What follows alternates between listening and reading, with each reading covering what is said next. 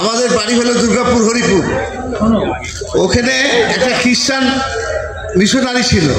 আমরা বিকেলের দিকে হাঁটতে যেতাম, তো এক বিদেশি বাচ্চা ওখানে দেখি যে খেলাধুলা করছে। আমি ওকে বলছি, হোয়াট ইজ ইউর নেম?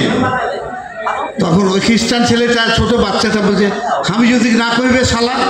আচ্ছা, যখন বললো না তখন আমি বললাম, ধর শালাকে, চেনে নিয়ে পালাবো।